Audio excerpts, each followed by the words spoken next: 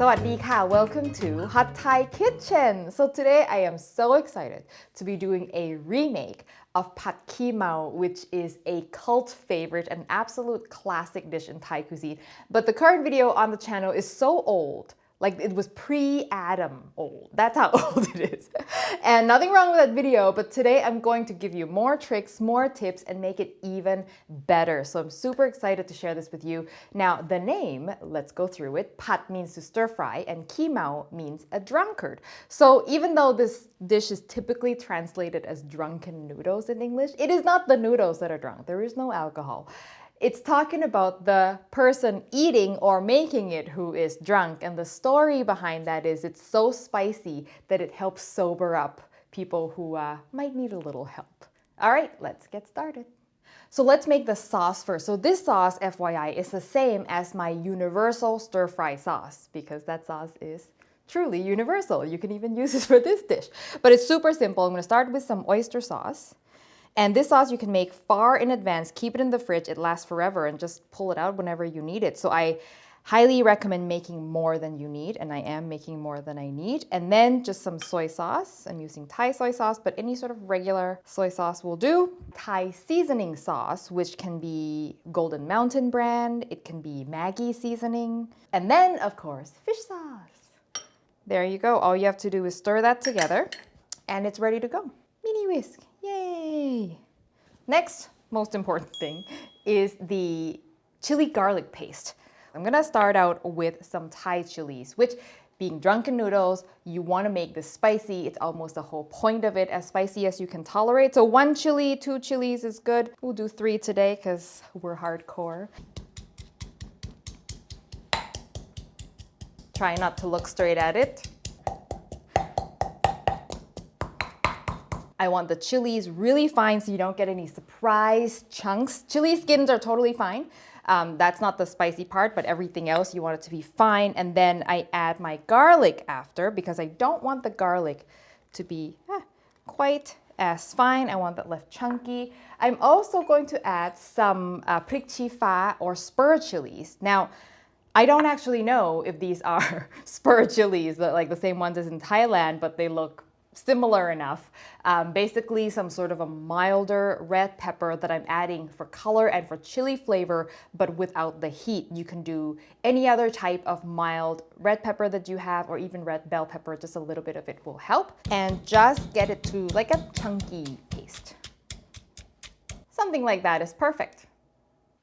Before we move on, let me tell you about today's sponsor, which is Care Of, a monthly subscription of personalized supplements that I've been taking for several months now, and I love it because for the first time, I actually remember to take my supplements every day because of these convenient little daily packs. So how it works is you take an online quiz about your diet, your lifestyle, and then based on that, it gives you tailored suggestions for supplements. And then the great thing is these come monthly. So if things change, you can just take a new quiz, change your supplement mix, and then you're never gonna be stuck with like a big bottle of anything that you no longer want, which used to happen to me all the time. For me, I chose heart health and stress as my main concern. So for that, they suggested fish oil and ashwagandha. And then of course, I also got the basics, the prenatal, because I'm breastfeeding. Before Care Of, I was a terrible supplement taker. I would buy them, take for a few weeks and forget about them. But now what I do is I just leave this in the kitchen counter, and then every morning I put it into a little bowl because I don't want to take all of it at once. So I'll take half of it in the morning,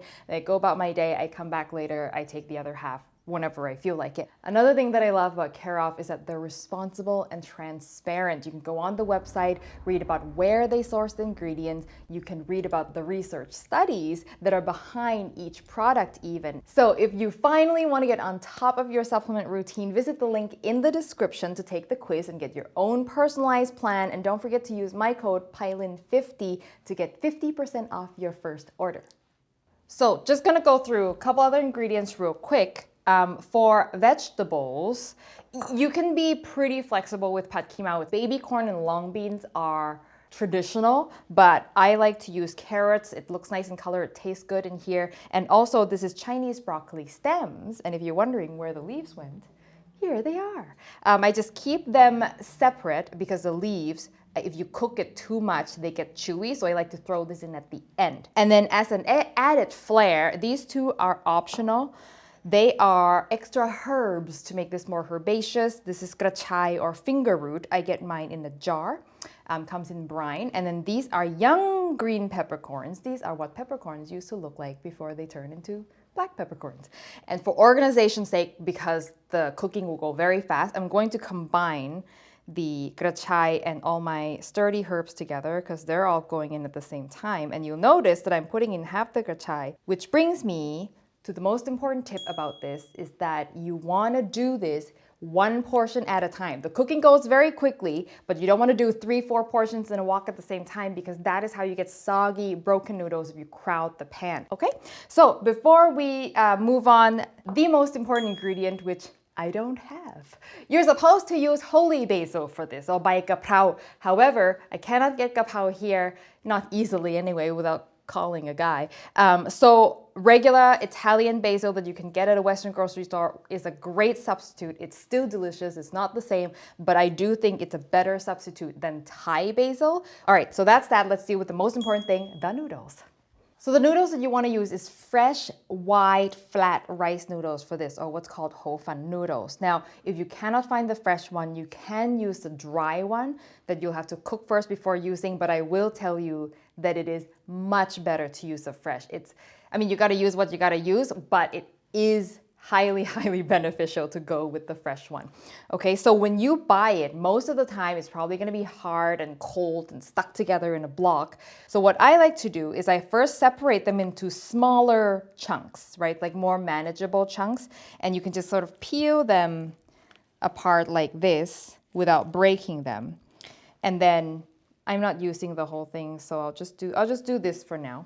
Then you want to warm this up until it's soft before you pry them apart together. I just do this in the microwave. I do 70% power, stopping to rearrange the noodles every minute to make sure that they're heated as evenly as possible. Ta-da! They are now soft and hot. And then all you have to do is pull them apart, still gently, into individual noodles. If 2 noodles are stuck together, fine. Don't obsess over it. But you definitely don't want a big clump. Do not eyeball the noodles. You want to measure it, use a scale. Okay, there's no cup measure I can provide here because the ratio between noodles and sauce is everything. So I have not addressed protein yet because you can use whatever you want. Pad Khee Mao, it's quite common that we use seafood for Pad Khee Mao. If you go to like a restaurant, they'll have like a seafood medley kind of Pad Khee Mao Thale. So today I'm just going to do shrimp, but you can do chicken, pork, beef, whatever. I would marinate chicken, pork, or beef, and I will include all of those details in the written recipe. So I'm going to sear the shrimp first. As many shrimp as you want. I think for this size, 4 or 5 per person is probably good enough. And if possible, you don't want to be stirring it around because then you give the protein a chance to brown, and browning is flavor. Okay, that is done. And we'll just set this aside. Okay, it goes really fast from here, which is good news because you might have a few to make. I'm gonna add half of my garlic and chilies because I'm doing one at a time. My pan is still off because that can burn instantly, so I like to add it first and then I turn the heat on because the pan could be too hot from when you were cooking the protein, right?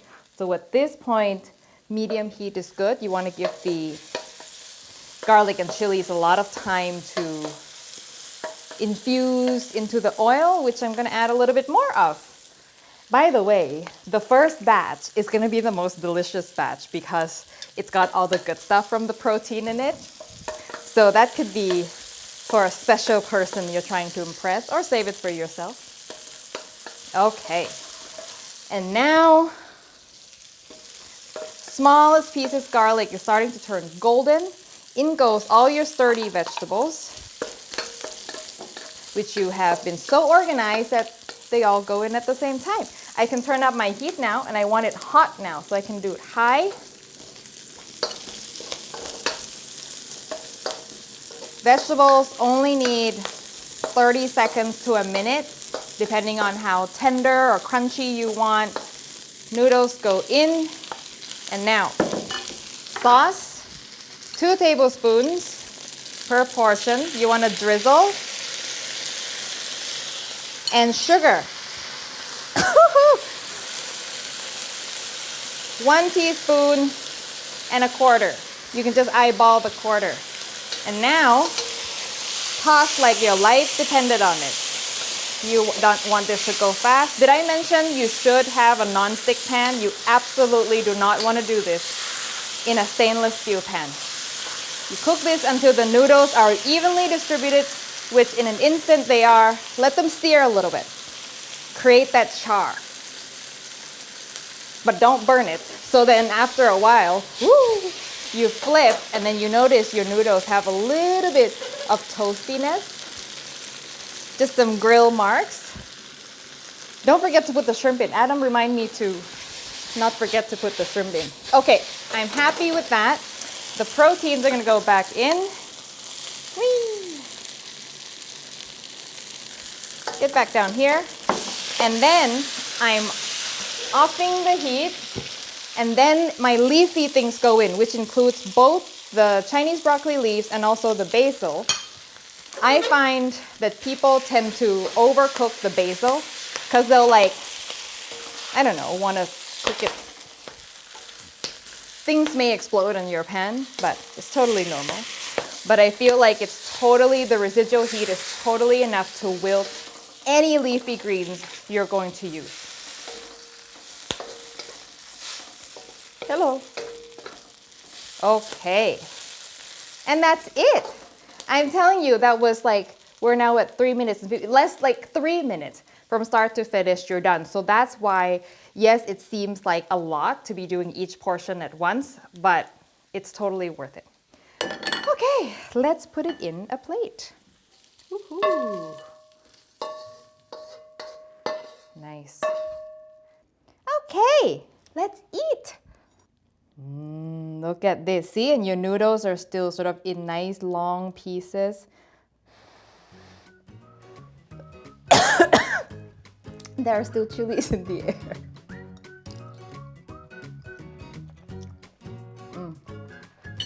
Oh, baby. So good. There's nothing like it. The perfect balance of salty umami, lots of umami in that sauce, and a little bit of sweet, and that fragrance of the basil, and a little bit from the gachai. There's nothing like it. It's so good.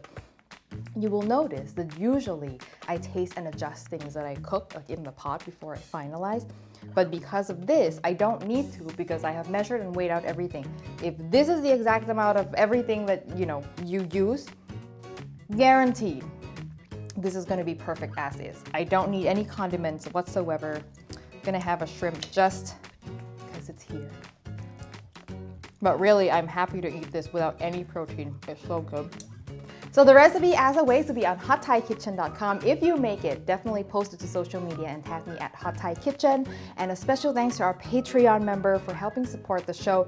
And if you want to know what that's all about, how you can get bonus content and watch my videos ad-free, you can check out the link for more details in the description below. Thank you as always for watching, and I will see you next time for your next delicious Thai meal.